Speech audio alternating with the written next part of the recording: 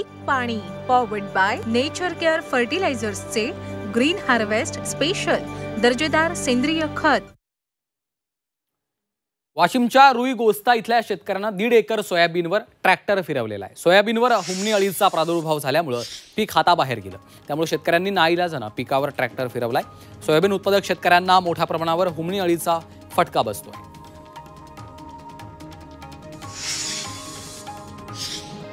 यवतमाळमध्ये पिकांवर हुमणी अळीचा प्रादुर्भाव झालेला आहे। बहुभक्षी अळीचा खरीपातील सोयाबीन, कापूस, तूर, हळद, ज्वारी, मका यासह ऊस या पिकावरही प्रादुर्भाव झाल्याचं दिसून येतं।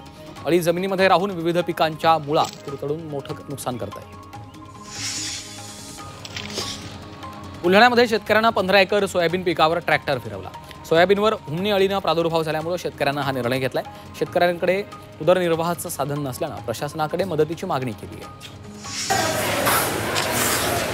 वाशिम बाजारात ज्वारीच्या दरात मोठी घसरण झाली। सध्या बाजारात ज्वारीचा दर प्रति क्विंटल 1510 रुपयांपर्यंत खाली आलाय।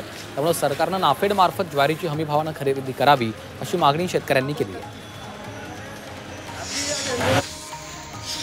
लातूर बाजार समितीमध्ये सोयाबीनच्या दरात वाढ झाली। आवक कमी झाल्याचा परिणाम हा बाजार भावावर झालाय। सोयाबीनला जवळपास 4700 ते 4800 रुपये प्रति क्विंटल असा भाव मिळाला। स्टोअर केले जागा नाही, खरेदी केंद्र बंद। जालन्याच्या घनसावंगीत मुसळधार पावसानं हजेरी लावली आहे। घनसावंगी तालुक्यातील मंगू, जळगाव, गुरुपिंपरी, राजेगावात 10 दिवसांच्या विश्रांतीनंतर पाऊस झाल्याने खरीप पिकांना चांगला आधार मिळालाय। या पावसामुळे पिकांना जीवदान मिळालेलं आहे, त्यामुळे बळीराजा सुखावला।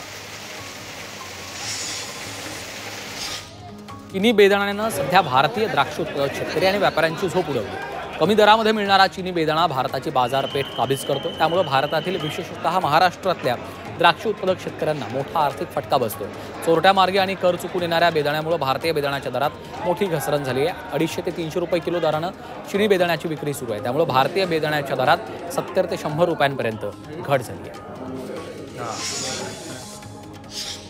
सांगलीमधील द्राक्ष उत्पादक शेतकरी आणि व्यापाऱ्यांच्या जिल्हाधिकारी कार्यालयावर धडक मोर्चा काढलाय।